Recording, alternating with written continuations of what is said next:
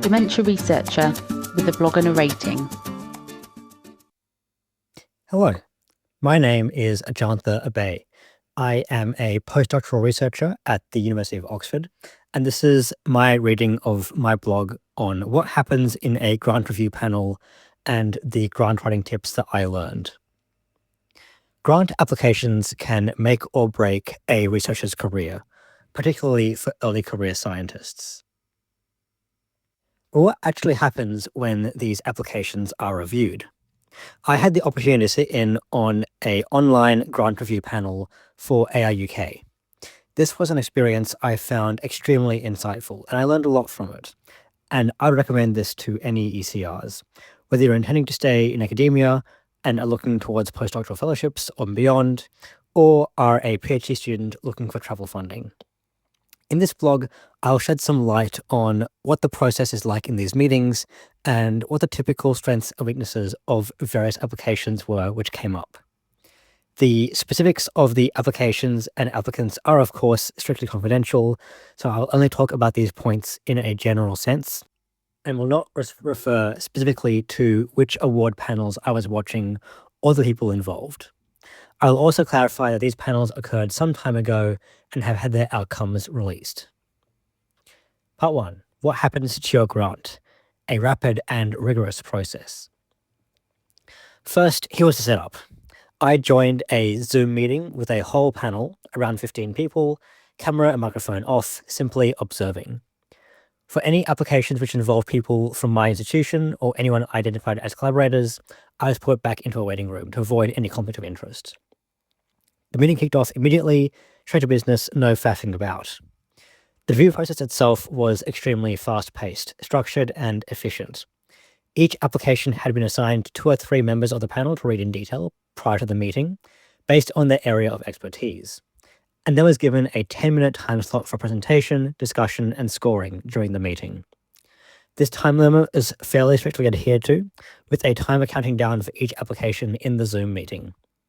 For certain grant application categories, the time was even shorter, only 7 minutes per application.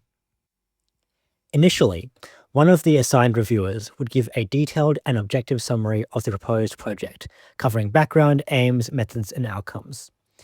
The reviewer would then give their own assessment of the strengths and weaknesses of the proposal, with the other assigned reviewers adding on any additional points as necessary. This would typically take about half the allotted time and was entirely verbal, i.e. the other members of the review panel largely understand the content of the grant proposal through the spoken summary of the assigned reviewer. Following this, other members of the broader review panel would ask any of their own questions or raise any of their own concerns to the assigned reviewers, and some discussion would ensue. Finally, the assigned reviewers who had read the application in detail would give their opinions on scoring before the entire panel voted on the final score. And then, just like clockwork, it would be on to the next grant. A ruthlessly efficient but not uncaring process. I will admit that as someone who has been through the process of putting together a fellowship proposal which took weeks to assemble, it was mildly confronting to see the rapidity with which these applications are assessed. This perhaps underscores the importance of having a grant application that stands out. Here's what I surmised from all the comments during the meeting about what makes for a stronger or weaker application. First, key evaluation criteria. These were themes that came up over and over again during the meeting. I'm not sure if they are part of a strict or formal rubric, but this is what reviewers were typically looking for or asking questions about. 1. Feasibility. Does the applicant have pilot data? Do they have the necessary expertise, or at least an PhD student or technician with relevant skills? 2. Novelty. Is the project innovative and pushing boundaries in its field? 3. The training environment. Does the institution provide good mentorship and infrastructure for any potential students or trainees involved? 4. A data sharing plan. How will the applicant handle and share data and eventually publish the work? And 5. An impact plan. Does the project have the potential to make a meaningful contribution, and do the applicants have a plan to achieve this? Common strengths in successful applications. Certain strengths frequently stood out in successful applications, or were the saving graces in otherwise poor applications. Here are the top 10 that I gleaned. Number 1, strong training for students and opportunity for secondment. Where PhD students were involved, there was a major focus on whether they'd be able to receive good training. In this regard, having the opportunity to collaborate or do some kind of internship or secondment was seen extremely favourably. 2. Interlinked but independent methods. Strong proposals were designed such that if one approach fails, the whole project would not collapse. 3. A named applicant with experience. For grants involving a student, having a named and well-credentialed student mentioned in the application was a big plus. Students with some research experience or a publication track record provide a substantial boost in confidence in the feasibility of the project. Applicants who had strong references, first author papers, and ambition were major standouts. 4. Complementary skills from supervisors or lead investigators. Ensuring a well-rounded team with different areas of expertise to cover the needs of the project was something that came up a lot, and the reviewers were typically familiar with the applicants and their research areas. 5. Cutting-edge technology. Novel techniques were typically attractive, but must be feasible. 6. Power calculations and good experimental design. Including information about statistical power made for more credible applications, though by no means a golden ticket, and sometimes were taken with skepticism. Well-designed experiments and inclusion of multiple sexes in study participants, for example, was also noted. 7. Flexible budgeting. Proposals that account for potential adjustments were seen positively. 8. Mitigation plans. A well-thought-out risk management strategy reassured reviewers. 9. Well-written proposal. High quality and clear writing and structuring the proposal was frequently noted and appreciated. Clear and well-structured aims were especially noted. 10. Ethics approvals in place. This could be a bit of a tick box, but proposals without ethics in place already were treated with substantial uncertainty. Next, common weaknesses that lower scores. Some common pitfalls that drag down scores or raise red flags for reviewers are as follows. These were my top 15. 1. Over-ambition. If the project seemed too extensive for the time and resources available, reviewers were quite skeptical. This was especially the case for shorter duration projects and projects that lacked pilot data or existing expertise. That said, there's a clear balance to be struck.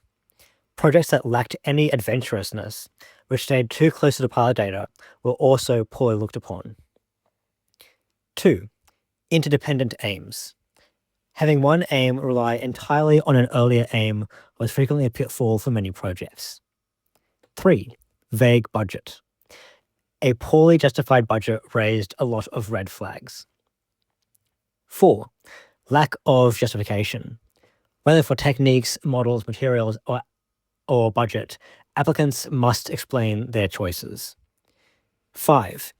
Supervisors' job security. If a PI's contract is up for renewal, it creates a lot of uncertainty. Sometimes this wasn't necessarily mentioned in the application itself, but was known to the reviewers nonetheless. 6. Lack of expertise in the supervisory team. If the mentors in the project don't have relevant experience, the project's feasibility is substantially questioned. 7. High-risk, expensive techniques. Costly and unpiloted methods with uncertain success rates made reviewers wary, especially when the research group did not have a substantial track record in that technique, or there wasn't appropriate budgeting. 8. Lack of contingency planning. Reviewers want to see how applicants will handle setbacks. 9. No timeline. A Gantt chart or clear timeline helped assess the feasibility and reassured the reviewers that an adequate plan was in place. 10. Weak data management plan. This wasn't usually a make or break issue, but a lack of consideration for how and where data and code would be stored often dragged down scores. 11. Dubious scientific premises. If literature contradicted the proposed approach, reviewers noticed. 12. Tenuous links to funders' priorities. Projects must align well with the funding organization's mission. 13. Lack of pilot data. This was crucial. Without preliminary results, feasibility came substantially under question. 14. Unclear future plans. What happens after the grant period ends? Ensuring there was a plan for where research and applicants might go once funding finished was surprisingly important. 15. Hard to follow writing. Clarity matters, especially for non-experts on the panel. Interestingly, some reviewers noted that excessive highlighting, bolding, underlining, or italicizing of text made writing harder to follow rather than making important points clearer. Finally, some additional insights from the review process. Beyond the above pointers, there were a number of other insights I gained from the observer position. The first was that, for better or worse, quote-unquote big-name researchers almost uniformly had high-scoring grant proposals. This was not necessarily an accusation of bias or favoritism on behalf of the review panel. Large, well-established labs typically have lots of pilot data, substantial expertise in advanced techniques, a track record of good mentorship, and have likely gotten to where they are because they're good at writing grants. It probably doesn't help that many of these figures were well-known and well-liked, minimizing concerns about feasibility of the project and quality of training. But it should maybe come as no surprise that the best grants came from some of the best labs and raised few concerns with the panel. While this remains a merit-based system, there was something interesting about seeing the cycle of research success firsthand, how it can compound for some over time and make it harder for others to break in. It also highlighted for me the utility of being in a big lab with a well-known and respected PI. The fact is, in these circumstances, some things do come easier. Beyond this, I was pleasantly surprised to see how much rigor was applied not just to the science of a proposal, but to the training environment of the lab in question, whenever students were involved. Plans and funding for secondments and extra training were far more common than I realized, and supervision teams were given a lot of scrutiny, with the welfare and future success of the student in mind. The quality of a named student could also sometimes offset a project of questionable feasibility. How much a trainee would actually learn that would both be new and useful to them for their career was also an important deciding factor for the panel, demonstrating funding bodies are not just focused on producing good science, but producing a strong pipeline of researchers. Some of the applications were also resubmissions. Here, reviewers also didn't miss a trick, and were rigorous in checking why it had been returned the first time, and whether any previous concerns had been actually addressed in the resubmission. Nevertheless, reviewers weren't always, and in fact were often not experts in the topic of a particular submission. This made justification of different methods, models, questions, and approaches particularly important, and made quality of the writing critical. Final notes. Overall, I would strongly recommend sitting in as an observer on a grant panel if you ever get the chance. Besides getting insights onto what makes a good grant in the eyes of reviewers, it's also an interesting crystal ball into where the field is going and what directions other labs are interested in pursuing. The key takeaways for grant writing, however, remain clear. 1. Be clear and concise. 2. Justify everything. 3. Think about feasibility. 4. Plan for the worst. 5. Make your data and impact plan strong. And 6. Align with funders' goals. Good luck. Thank you for listening. Join the Dementia Research bloggers and share your own views.